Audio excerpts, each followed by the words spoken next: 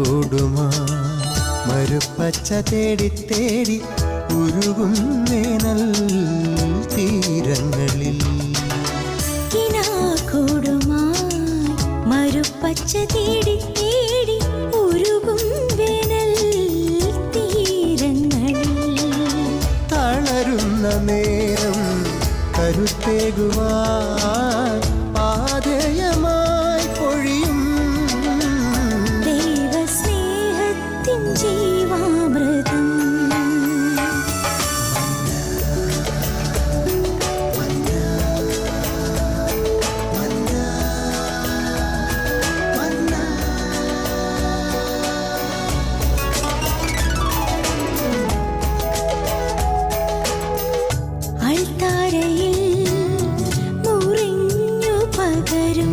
ആത്മയുഗത്തിൻ കൃപയായൊഴുകും അൾത്താരയിൽ മുറിഞ്ഞു പകരും.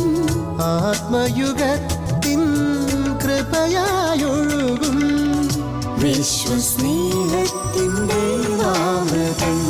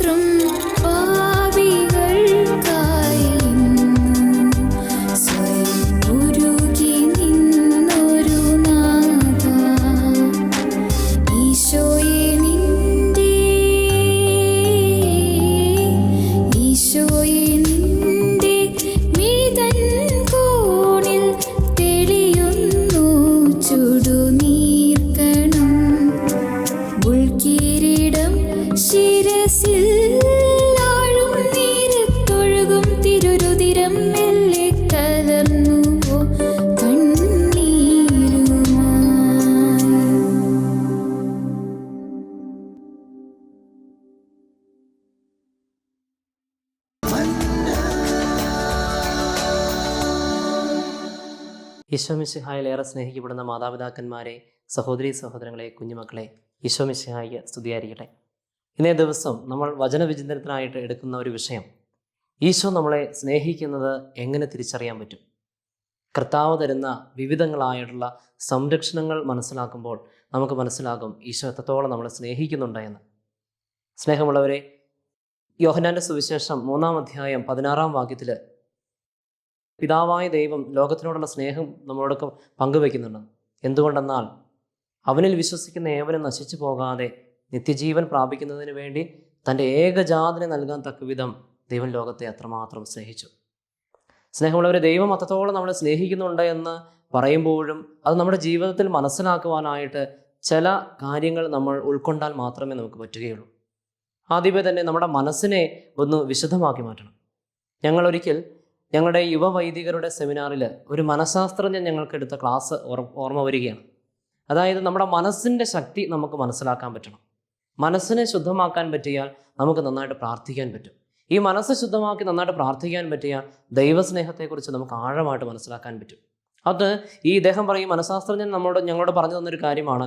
മനസ്സിനെ ശുദ്ധമാക്കാനായിട്ട് അത് ഏത് മേഖലകളിൽ പ്രവർത്തിക്കുന്നവരാണെങ്കിലും, ബിസിനസ്സിൽ പ്രവർത്തിക്കുന്നവരാണെങ്കിലും, പഠന മേഖലയിലായിരിക്കുന്നവരാണെങ്കിലും, പ്രാർത്ഥിക്കുന്ന മേഖലയിലായിരിക്കുന്നവരാണെങ്കിലും, ബൈബിൾ പഠനത്തിലായിരിക്കുന്നവരാണെങ്കിലും, ഏത് മേഖലയിലായിരിക്കുന്നവരാണെങ്കിലും നമ്മുടെ മനസ്സിനെ ശുദ്ധീകരിക്കണം. അതിന് അദ്ദേഹം പറഞ്ഞു തരുന്ന ഏതാനും ചില വഴികളിൽ ഒന്നാമത്തെ അദ്ദേഹം പറയുന്നത് ഫോർഗീവ്നെസ്, ക്ഷമ. എല്ലാവരോടും ക്ഷമിക്കുവാനായിട്ടുള്ള നല്ലൊരു ഹൃദയത്തിന് ഉടമയാകാൻ നമുക്ക് സാധിച്ചാൽ ദൈവത്തെ നമുക്ക് മനസ്സിലാക്കാനായിട്ട് പറ്റും. കാരണം കർത്താവ് കരുണാമയനാണ്. കർത്താവ് നമ്മളെ സ്നേഹിക്കുന്നത്, കർത്താവ് നമ്മളെ സംരക്ഷിക്കുന്നത് ക്ഷമ നൽകിക്കൊണ്ടാണ്, കരുണ കാണിച്ചുകൊണ്ടാണ് നമ്മളെ സ്നേഹിക്കുകയും അതോടൊപ്പം തന്നെ നമ്മുടെ തെറ്റുകൾ പൊറുക്കുകയൊക്കെ കർത്താവ് ചെയ്യുക. അപ്പോൾ ഇദ്ദേഹം പറയുകയായിരുന്നു, നമ്മുടെ ജീവിതത്തിൽ ഈ കരുണയില്ലാത്തത് കൊണ്ട്, ക്ഷമയില്ലാത്തത് കൊണ്ട് പലപ്പോഴും ടെൻഷനും ആകുലതകളും വന്ന് പലർക്കും പല കാര്യങ്ങളിലും ശ്രദ്ധ കേന്ദ്രീകരിച്ച് വിജയിക്കാനായിട്ട് പറ്റുന്നില്ല. പല ബിസിനസ് മേഖലകളിലും പരാജയപ്പെടുന്ന വ്യക്തികൾ കൗൺസിലിങ്ങിനായിട്ട് എത്തിച്ചേരുമ്പോഴത്തേനും മനഃശാസ്ത്രജ്ഞർ പറഞ്ഞു കൊടുക്കുന്ന ഒരു കാര്യമാണ്, മനസ്സിനെ ശുദ്ധീകരിക്കുന്നതിൻ്റെ ആദ്യഘട്ടമായ നിങ്ങളുടെ മനസ്സ് ക്ഷമയുള്ളതായിട്ട് മാറുക.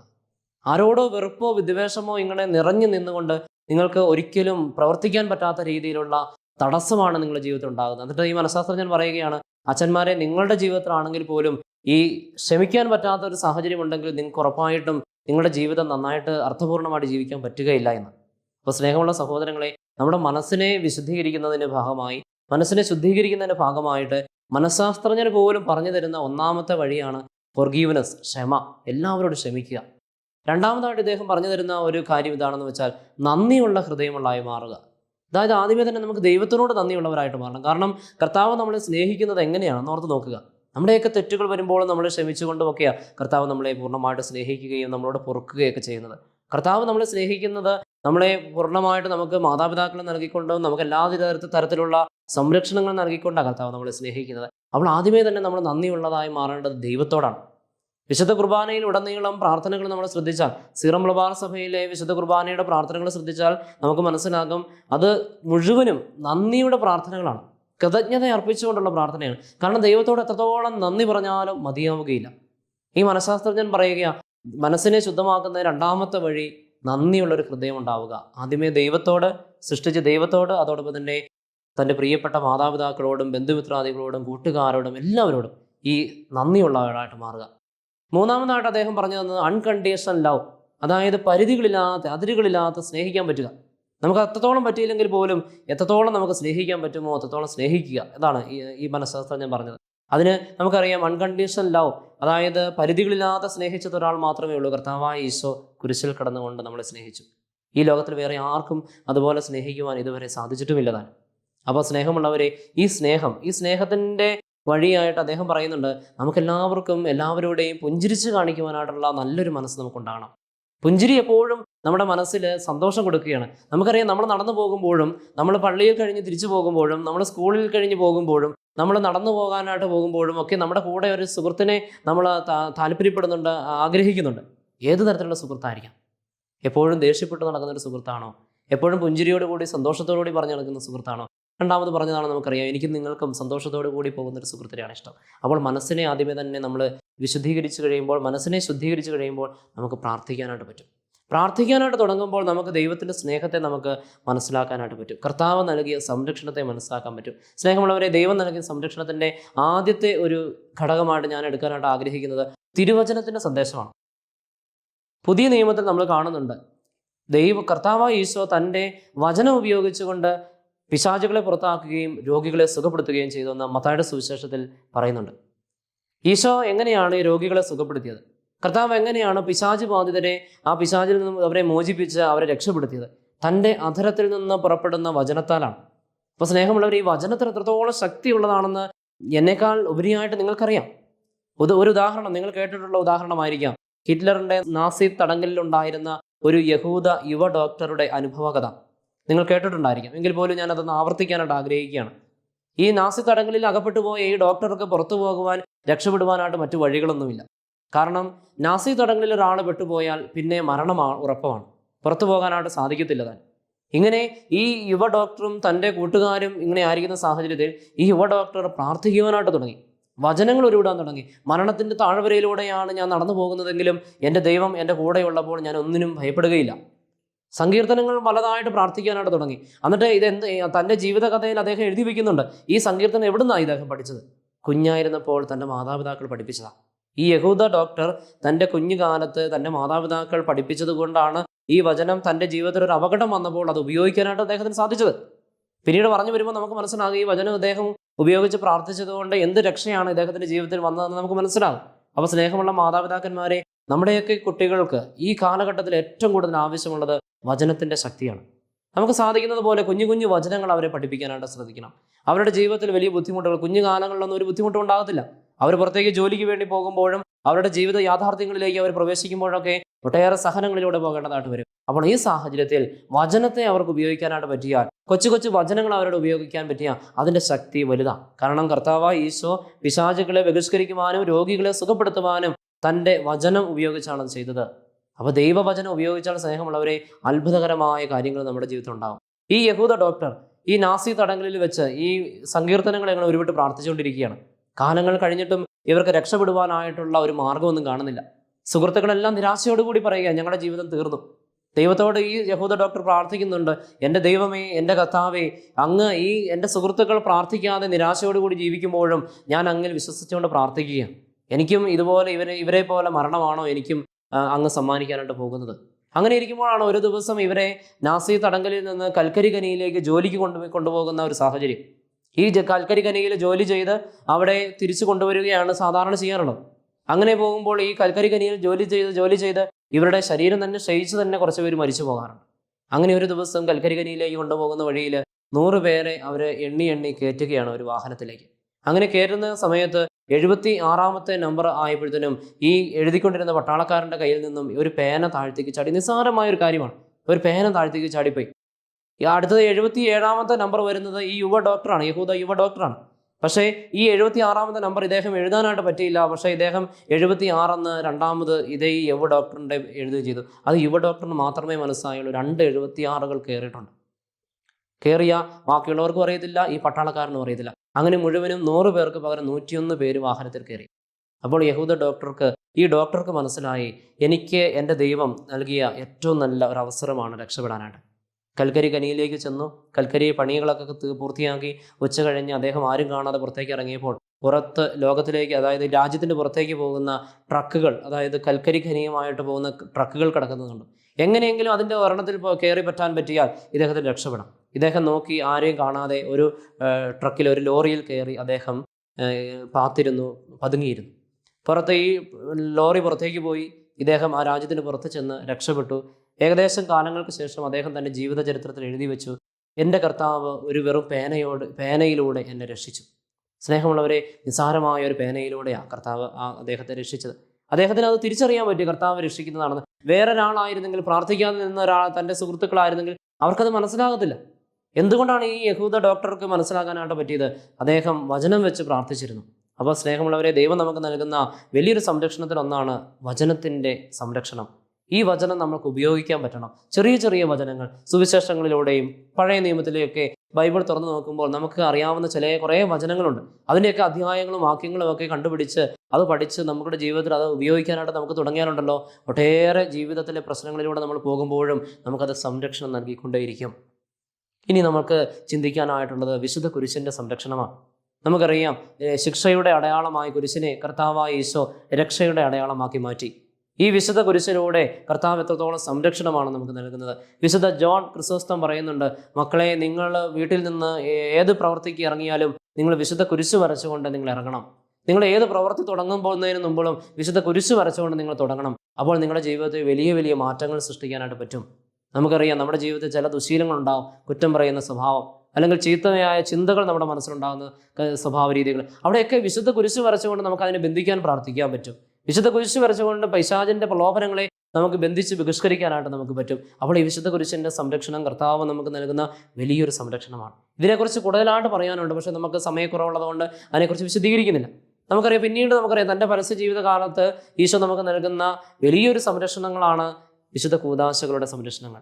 തൻ്റെ പരസ്യ ജീവിതകാലത്ത് 40 ദിവസം ഉപവാസത്തിന് ശേഷം മരുഭൂമിയിൽ നിന്ന് ഇറങ്ങി വന്ന കർത്താവിനെ പിശാച് പരീക്ഷിച്ചപ്പോൾ കർത്താവിന് മനസ്സിലായി, ദൈവപുത്രനായ എന്നെ കൂടി പിശാച് പരീക്ഷിക്കുന്നുവെങ്കിൽ സാധാരണക്കാരായ മനുഷ്യരെ ഈ പിശാച് എത്രത്തോളം പരീക്ഷിക്കും. അത് മനസ്സിലാക്കിക്കൊണ്ട് കർത്താവ് 7 കൂദാശകൾ നമുക്ക് വേണ്ടി സ്ഥാപിച്ചു. ഒരു കുഞ്ഞായിരിക്കുന്ന സമയം മുതൽ മാമോദീസ സ്വീകരിച്ച് തുടർന്ന് മരണം വരെ, രോഗീലേപനം വരെ വിവിധ കൂദാശകളിലൂടെ നമ്മളെ ദൈവം സംരക്ഷിച്ചുകൊണ്ടിരിക്കുകയാണ്. തിന്മയിൽ നിന്ന് അകന്ന് നന്മ ചെയ്ത് ജീവിക്കുവാനായിട്ട് വിശുദ്ധ കുമ്പസാരം തന്നെ നമുക്ക് ഒരു ഉദാഹരണമായിട്ട് എടുക്കാം. നമുക്കറിയാം, നമ്മുടെ ജീവിതത്തിൽ തിന്മയുടെ പ്രലോഭനങ്ങൾ വരുമ്പോൾ, അറിയാതെ തിന്മയിൽ വീണ് പോകുമ്പോൾ നമുക്ക് ഓടി ചെല്ലുവാൻ ഒരു കുമ്പസാരക്കൂടുണ്ട്. സ്നേഹമുള്ളവരെ, നമ്മുടെയൊക്കെ ഇടവകളുടെ മൂലകളിലിരിക്കുന്ന ഒരു മരക്കൂട്, കുമ്പസാരക്കൂട്, അത് അത്ഭുതത്തിൻ്റെ കൂടുകളാണ്. മറ്റു മതസ്ഥരായിട്ടുള്ള അറിവുള്ളവർ പറയാറുണ്ട്, നിങ്ങൾ ക്രിസ്ത്യാനികൾ എത്രയോ ഭാഗ്യപ്പെട്ടവരാണ്. കാരണം നിങ്ങളുടെ ജീവിതത്തിൽ ഒരു തെറ്റ് വന്നാൽ നിങ്ങളുടെ ദൈവത്തിനോട് ഏറ്റുപറയാൻ നിങ്ങൾക്കൊരു വേദി ഉണ്ടല്ലോ എന്ന്. സ്നേഹമുള്ളവരെ, നമുക്കതിൻ്റെ വില മനസ്സിലാകുന്നുണ്ടോ എന്നറിയില്ല. നമ്മുടെ വിശുദ്ധ കൂദാശകൾ, മാമോദീസ തുടങ്ങി രോഗീലേപനം വരെയുള്ള വിശുദ്ധ കൂദാശകൾ നമ്മളെ അത്രത്തോളം സംരക്ഷിക്കാൻ വേണ്ടി കർത്താവ് നമുക്ക് നൽകിയ കൂദാശകളാണ്. വിശുദ്ധ കുർബാന തന്നെ നമുക്കറിയാം, യുഗാന്ത്യം വരെ, മത്തായിയുടെ സുവിശേഷത്തിൽ ഈശോ പറയുന്നുണ്ട്, യുഗാന്തം വരെ ഞാൻ എന്നും നിങ്ങളുടെ കൂടെ ഉണ്ടായിരിക്കും. സ്നേഹമുള്ളവരെ, ഇതുപോലെ സ്നേഹിക്കുന്ന ഒരു ദൈവം വേറെ ആർക്കുണ്ട്? ഇതുപോലെ നമ്മളെ സംരക്ഷിക്കുന്ന ഒരു ദൈവം വേറെ ആർക്കുണ്ട്? അപ്പോൾ നമ്മൾ ഒരിക്കലും കുറ്റപ്പെടുത്താൻ നമുക്ക് പറ്റില്ല. എന്നെ ആരും സ്നേഹിക്കുന്നില്ല, എന്നെ ആരും മനസ്സിലാക്കുന്നില്ല, എൻ്റെ കുടുംബത്തിലുള്ളവർ എന്നെ മനസ്സിലാക്കുന്നില്ല, എന്നെ തെറ്റിദ്ധരിക്കുന്നു, എന്നെ ആരെല്ലാവരും ഉപേക്ഷിക്കുന്നു എന്നൊരിക്കലും സ്നേഹമുള്ളവർ നമുക്ക് പറയാൻ പറ്റില്ല. കാരണം നമ്മുടെ ദൈവം അത്രത്തോളം നമ്മളെ സംരക്ഷിച്ച് സ്നേഹിക്കുന്നുണ്ട്. ദൈവം നമുക്ക് നൽകുന്ന മറ്റു സംരക്ഷണങ്ങളിലേക്ക് പോയാൽ ഒട്ടേറെ പറയാനുണ്ട്. പക്ഷേ ഏറ്റവും പ്രധാനപ്പെട്ട ഒന്ന് നമുക്ക് പറയാനായിട്ടുള്ളത് പരിശുദ്ധ അമ്മയിലൂടെ ദൈവം നമുക്ക് നൽകിയ സംരക്ഷണമാണ്. വിശുദ്ധ കുരിശിൽ കിടന്നുകൊണ്ട് ഇതാ നിന്റെ അമ്മ എന്ന് യോഹന്നാനിലൂടെ നമുക്ക് ഏവർക്കും പരിശുദ്ധ അമ്മയെ നമുക്ക് നൽകി. നമുക്കറിയാം, പരിശുദ്ധ അമ്മയുടെ ജപമാലയിലൂടെ നമുക്ക് ലഭിക്കുന്ന സംരക്ഷണം, സ്നേഹമുള്ളവരെ, എത്രത്തോളം വലുതാണ്. വിശുദ്ധ ഡൊമിനിക്കിന് കൊടുക്കുന്ന 15 വാഗ്ദാനങ്ങളുണ്ട്. ഒരു ജപമാല ചൊല്ലി പ്രാർത്ഥിക്കുന്ന ഒരു വ്യക്തി, അല്ലെങ്കിൽ ഒരു സമൂഹം, അല്ലെങ്കിൽ ഒരു കുടുംബം സംരക്ഷിക്കപ്പെടുന്നത് തിന്മയിൽ നിന്നും, അപകടങ്ങളിൽ നിന്നും, ആപത്തുകളിൽ നിന്നും, പെട്ടെന്നുള്ള മരണത്തിൽ നിന്നും പരിശുദ്ധ അമ്മ സംരക്ഷിക്കുകയാണ്. നന്മയോടുകൂടി ജീവിക്കുവാൻ, വിശുദ്ധിയോടുകൂടി ജീവിക്കുവാൻ ഈ ജപമാല പ്രാർത്ഥനകൾ നമ്മളെ സംരക്ഷിക്കുകയാണ്. ഒക്ടോബർ മാസം നമുക്കറിയാം, പ്രത്യേകമായ ഒരു മാസം തന്നെ തിരുസഭ അതിനു വേണ്ടി മാറ്റിവെച്ചിരിക്കുക. സംരക്ഷണത്തിൻ്റെ ഒരു മാസം, അതോടൊപ്പം തന്നെ വിശുദ്ധീകരണത്തിൻ്റെ ഒരു മാസം. എത്രത്തോളം ജപമാലകൾ ചൊല്ലി പ്രാർത്ഥിക്കാനായിട്ട് ആ ഒക്ടോബർ മാസം നമ്മൾ പ്രയോജനപ്പെടുത്തുമ്പോൾ നമ്മുടെ വ്യക്തിപരമായ ജീവിതത്തിൽ ഒരു വിശുദ്ധി ഉണ്ടാവുകയാണ്. പലപ്പോഴും ഞാനും നിങ്ങളും ചിന്തിക്കും, ഞാനൊരാൾ വിശുദ്ധനായതുകൊണ്ട് എന്ത് പ്രത്യേകതയാണ് ഇവിടെ ഉണ്ടാകാൻ പോകുന്നത്? ഉണ്ട് സ്നേഹമുള്ളവരെ, ഉറപ്പായിട്ടും ഉണ്ട്. കാരണം എൻ്റെ വിശുദ്ധി ഞാനായിരിക്കുന്ന സമൂഹത്തിന് ആവശ്യമാണ്. നിങ്ങളായിരിക്കുന്ന സമൂഹത്തിന് നിങ്ങളുടെ വിശുദ്ധി ആവശ്യമാണ്. നിങ്ങളൊരാൾ നിങ്ങളൊരാൾക്ക് വിശുദ്ധി ഇല്ലെങ്കിൽ ആ സമൂഹത്തിന് അത് വലിയൊരു കുറവാണ്. കാരണം ഓരോരുത്തരും അങ്ങനെ ചിന്തിച്ചാൽ മാത്രമേ ഈ സമൂഹം വിശുദ്ധീകരിക്കപ്പെടുകയുള്ളൂ. അപ്പോൾ പ്രത്യേകമായിട്ട് ആ പരിശുദ്ധ ജപമാലയുടെ സംരക്ഷണം കർത്താവ് നമുക്ക് നൽകുന്ന പരിശുദ്ധ അമ്മയിലൂടെ നൽകുന്ന വലിയൊരു സംരക്ഷണമാണ്. പരിശുദ്ധ അമ്മയിലൂടെ നൽകുന്ന സംരക്ഷണങ്ങൾ മറ്റൊന്നാണ് ഉത്തരീയം. ചരിത്രം തിരിച്ചു നോക്കിയാൽ നമുക്ക് മനസ്സിലാക്കാൻ പറ്റും. ഈ ഉത്തരീയത്തിലൂടെ വലിയ ഒരു സംരക്ഷണം കൊടുക്കുന്നുണ്ട്. പൈശാചികമായ പീഡനങ്ങളിൽ നിന്നും അതോടൊപ്പം തന്നെ രോഗങ്ങളിൽ നിന്നുമൊക്കെ ഈ ഉത്തരീയത്തിൻ്റെ സംരക്ഷണം കൊടുക്കുന്നത്. നമുക്കറിയാം, നമ്മുടെ പൂർവികരായിട്ടുള്ള കാർന്നവന്മാര്, വല്യമ്മമാരൊക്കെ ഈ ഉത്തരീയും വെന്തിങ്ങയൊക്കെ ഉപയോഗിച്ച് പ്രാർത്ഥിക്കുകയും അത് ആഭരണമായിട്ട് അവർ ഉപയോഗിക്കുകയൊക്കെ ചെയ്യാറുണ്ട്. ഇന്നുമുണ്ട്, എങ്കിൽ പോലും അതിൻ്റെ ആ ശീലമൊക്കെ മാറിക്കൊണ്ടിരിക്കുക. അപ്പോൾ സ്നേഹമുള്ളവരെ, ഇതൊന്നും നമ്മൾ നഷ്ടപ്പെടുത്തി കളയേണ്ടതുള്ളതല്ല. ഇതൊക്കെ ദൈവം നമുക്ക് നൽകുന്ന പ്രത്യേകമായ സംരക്ഷണങ്ങളാണ്. പിന്നീട് നമ്മൾ മുന്നോട്ട് പോയാൽ വിശുദ്ധരുടെ സംരക്ഷണം വലിയൊരു സംരക്ഷണമാണ്. കർത്താവിന് വേണ്ടി, അതായത് നമുക്ക് വേണ്ടി കർത്താവിൻ്റെ അടുക്കൽ മാധ്യസ്ഥം അപേക്ഷിക്കാൻ വേണ്ടി വിശുദ്ധരെ കർത്താവ് നമുക്ക് നൽകിയിട്ടുണ്ട്. വിശുദ്ധർ ആദ്യമേ തന്നെ നമ്മൾ നോക്കിയാൽ തന്നെ ദൈവം നമുക്ക് നൽകുന്ന സംരക്ഷണമല്ലേ. നമ്മുടെയൊക്കെ പേരിന് കാരണമായ വിശുദ്ധര് മാമോദീസ മുങ്ങി, നമ്മളൊക്കെ ഓരോ പേരിലാണ് മാമോദീസ മുങ്ങിയിരിക്കുന്നത്. ആ മാമോദീസ മുങ്ങിയിരിക്കുന്ന വിശുദ്ധൻ നമുക്ക് ദൈവം നൽകിയിരിക്കുന്നത് എന്തിനു വേണ്ടിയാണ്? അത് നമുക്ക് വേണ്ടി മാധ്യസ്ഥം അപേക്ഷിക്കാൻ വേണ്ടി, നമുക്ക് വേണ്ടി സംരക്ഷണം വരണം വേണ്ടിയാണ് ആ വിശുദ്ധരെ നൽകിയിരിക്കുന്നത്. എൻ്റെ പേരിന് കാരണമായ പുണ്യവാളൻ വിശുദ്ധ യൗസപിതാവാണ്. യൗസപിതാവിനോട് ഞാൻ എപ്പോഴും മാധ്യസ്ഥം അപേക്ഷിക്കാറുണ്ട്. കാരണം യൗസപിതാവാണ് ഈശോ, ദൈവം എന്നെ ഏൽപ്പിച്ചിരിക്കുന്നത്. യൗസപിതാവിൻ്റെ കയ്യിലാണ് എന്നെ ഏൽപ്പിച്ചിരിക്കുന്നത്. യൗസപിതാവാണ് എനിക്ക് വേണ്ടി കൂടുതലായിട്ട് മാധ്യസ്ഥം അപേക്ഷിക്കുക. അതോടൊപ്പം തന്നെ നമുക്കറിയാം, നമ്മുടെയൊക്കെ പേരിന് കാരണമായ, നമ്മുടെയൊക്കെ ഇടവകകളുടെ പേരിന് കാരണമായ വിശുദ്ധരുണ്ട്, വിശുദ്ധനല്ലെങ്കിൽ വിശുദ്ധയുണ്ട്. അതൊക്കെ എന്തിനു വേണ്ടി? ആ ഇടവകയെ മുഴുവനും സംരക്ഷിക്കാൻ വേണ്ടി തിരുസഭ അതിന് ആ ഒരു ലക്ഷ്യത്തോടു കൂടിയാണ് ഓരോ ഇടവകയും ഓരോ വിശുദ്ധരുടെ നാമത്തിൽ പ്രഖ്യാപിച്ചിരിക്കുക. അത് ഓരോ വിശുദ്ധരും ആ വിശുദ്ധരോട് പ്രത്യേകമായ മാധ്യസഹായത്തോടു കൂടി പ്രാർത്ഥിക്കണം. കാരണം അതിലൂടെ ദൈവവിശ്വാസത്തിലേക്ക് അടുക്കുവാനും കർത്താവിനെ കൂടുതലായിട്ട് മനസ്സിലാക്കുവാനും കർത്താവിൻ്റെ സ്നേഹത്തെ മനസ്സിലാക്കുവാനായിട്ടും നമുക്ക് സാധിക്കുന്നുണ്ട് നമ്മുടെ ഇടവക മധ്യസ്ഥരിലൂടെ.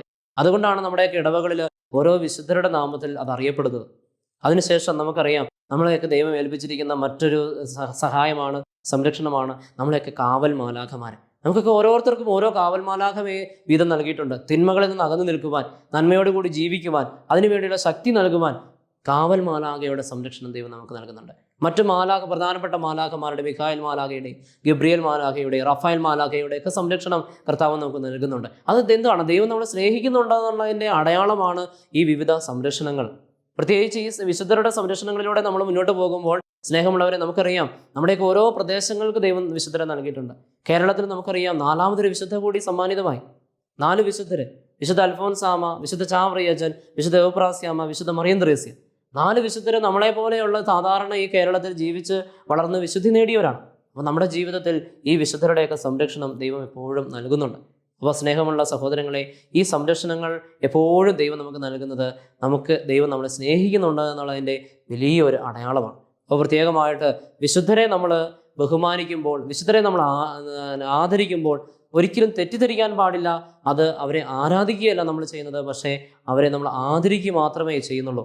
നമുക്കറിയാം, നമുക്ക് ആരാധിക്കാനായിട്ട് പറ്റുന്ന കർത്താവായ ദൈവം മാത്രമേ ഉള്ളൂ. ആ കർത്താവിൻ്റെ ദൈവത്തിന് മുമ്പിൽ മാത്രമേ നമ്മൾ കുമ്പിടാവുള്ളൂ. ആ കർത്താവായ ദൈവത്തിന് മുമ്പിൽ മാത്രമേ നമ്മൾ ആരാധിക്കാവൂ. കാരണം ഈ കാലഘട്ടത്തിൽ പലപ്പോഴും തെറ്റിദ്ധാരണകളിലൂടെ പോകുന്ന ചില സാഹചര്യങ്ങളുണ്ട്. വിശുദ്ധരാണ് നമ്മളെ രക്ഷിക്കുന്നത് എന്നുള്ള ചിന്തയാണ്. വിശുദ്ധർ ഒരിക്കലും നമ്മളെ രക്ഷിക്കാൻ വേണ്ടിയുള്ളവരല്ല. വിശുദ്ധരെപ്പോഴും നമ്മളെ സഹായിക്കുക, രക്ഷയിലേക്ക് പോകുവാനായിട്ട് നമ്മളെ സഹായിക്കുന്നവരാ, മാധ്യസ്ഥം അപേക്ഷിക്കുന്നവരാ. ദൈവകർത്താവിൻ്റെ മുമ്പിൽ മാധ്യസ്ഥം അപേക്ഷിക്കുന്നവർ. പരിശുദ്ധ അമ്മ പോലും കാനായിലെ കല്യാണ വിരുന്നിൽ വെച്ച് പരിശുദ്ധ അമ്മ എന്താണ് പറഞ്ഞത്? അവൻ പറയുന്നത് നിങ്ങൾ ചെയ്യുവിൻ. പരിശുദ്ധ അമ്മ ഈ ലോകത്തിൽ പലയിടങ്ങളിലും പ്രത്യക്ഷപ്പെട്ടിട്ടുണ്ട്. സ്നേഹമുള്ളവരെ, എന്തിനാ പരിശുദ്ധ അമ്മ പ്രത്യക്ഷപ്പെട്ടെ? ഈ ലോകത്തിന്റെ പാപങ്ങളിൽ നിന്നും തെറ്റുകളിൽ നിന്നും മാറുവാനായിട്ട് പരിശുദ്ധ അമ്മ എന്നാ അവരോട് പറഞ്ഞ, ആ ജനത്തിനോട് പറഞ്ഞ എന്താ? അവനിലേക്ക് തിരിയുക, അവനിലേക്ക് തിരിയുക. ഒരിക്കലും പരിശുദ്ധ അമ്മയെ ആരാധിക്കാനോ അല്ലെങ്കിൽ പരിശുദ്ധ അമ്മയെ കൂടുതൽ ആരാധിക്കാനായിട്ടല്ല പരിശുദ്ധ അമ്മ പറയുക, അവനിലേക്ക് തിരിയുക. വിശുദ്ധരെല്ലാം നമ്മളെ പഠിപ്പിക്കുന്നത് അത് മാത്രമേ ഉള്ളൂ: കർത്താവിലേക്ക് തിരിയുക, കർത്താവിലേക്ക് എത്തിച്ചേരുക. സ്നേഹമുള്ളവരെ, ഈ ദൈവം നമ്മളെ സ്നേഹിക്കുന്നതും ദൈവം നമ്മൾക്ക് നൽകിയ ഈ സംരക്ഷണവും ഒരൊറ്റ ലക്ഷ്യം മാത്രമേ ഉള്ളൂ: കർത്താവിലേക്ക് എത്തിച്ചേരുക. ഒരു നിമിഷം നമുക്ക് പ്രാർത്ഥിക്കാം. കാരുണ്യവാനായ കർത്താവേ, അങ്ങ് ഞങ്ങളോട് സ്നേഹിക്കുന്നത് എത്രത്തോളം വലുതാണെന്ന് ഞങ്ങൾ തിരിച്ചറിയുന്നു. യോഹന്നാന്റെ സുവിശേഷത്തിൽ പിതാവായ ദൈവം ലോകത്തെ എത്രത്തോളം സ്നേഹിച്ചു, തൻ്റെ പുത്രനെ ലോകത്തിലേക്ക് അയച്ചുകൊണ്ട് ആ പീഡാസഹനങ്ങൾ ഏറ്റെടുത്ത് ഞങ്ങളെ രക്ഷിക്കുവാൻ, സംരക്ഷിക്കുവാൻ പിതാവ് ഞങ്ങളെ സ്നേഹിച്ചു. ആ സ്നേഹം ഞങ്ങൾ തിരിച്ചറിയുന്ന കർത്താവേ, ആ സ്നേഹം തിരിച്ചറിയുന്നതിൻ്റെ ഭാഗമാണ് ഞങ്ങൾക്ക് നൽകിയിരിക്കുന്ന വിവിധ സംരക്ഷണങ്ങൾ. ആ സംരക്ഷണങ്ങളൊക്കെ ഞങ്ങളുടെ ജീവിതത്തിൽ ഓരോ കാലഘട്ടത്തിലും ഓരോ സാഹചര്യത്തിലും ഞങ്ങളത് അനുഭവിച്ചറിയുമ്പോൾ വേറൊന്നും ചിന്തിക്കാതെ കർത്താവ് ദൈവം ഞങ്ങളെ സ്നേഹിക്കുന്നു, അതിരുകളില്ലാതെ ഞങ്ങളെ സ്നേഹിക്കുന്നു എന്ന് മനസ്സിലാക്കുവാൻ ഞങ്ങളെ അനുഗ്രഹിക്കണമേ. അവിടുത്തെ കൃപയാൽ ഞങ്ങളെ നിറയ്ക്കുകയും ചെയ്യണമേ. അവിടുത്തെ പരിശുദ്ധാത്മാവിൻ്റെ അഭിഷേകത്താൽ ഞങ്ങളെ നിറച്ച് ഈ കർത്താവിൻ്റെ സംരക്ഷണത്താൽ നിറഞ്ഞു ജീവിച്ച് കർത്താവിലേക്ക് എത്രയും വേഗം എത്തിച്ചേരുവാൻ, സ്വർഗരാജ്യം കരസ്ഥമാക്കുവാൻ ഞങ്ങളെ ഏവരെയും അനുഗ്രഹിക്കണമേ. നിത്യം പിതാവും പുത്രനും പരിശുദ്ധാത്മാവുമായ സർവേശ്വര എന്നേക്കും ആമേൻ. ഈശോ മിശിഹായ്ക്ക് സ്തുതിയായിരിക്കട്ടെ. കുരിശ് രക്ഷയുടെ അടയാളമാണ്. സ്നേഹത്തിൻ്റെയും പങ്കുവെക്കലിൻ്റെയും മഹത്തായ അനുഭവം. ആ വലിയ രക്ഷയുടെ സാന്നിധ്യം നമ്മുടെ ജീവിതത്തെ സമ്പൂർണ്ണമാക്കട്ടെ. ഏവർക്കും ക്രിസ്തു സ്നേഹവും സമാധാനവും നേരുന്നു. പ്രാർത്ഥനയും നമുക്ക് പരസ്പരം ഓർമ്മിക്കാം. നിങ്ങളുടെ അഭിപ്രായങ്ങളും നിർദ്ദേശങ്ങളും ഞങ്ങളെ അറിയിക്കാൻ മറക്കരുത്. eldroyvision.uae@gmail.com. വിശ്വസ്നേഹത്തിൻ്റെ നാമത്തിൽ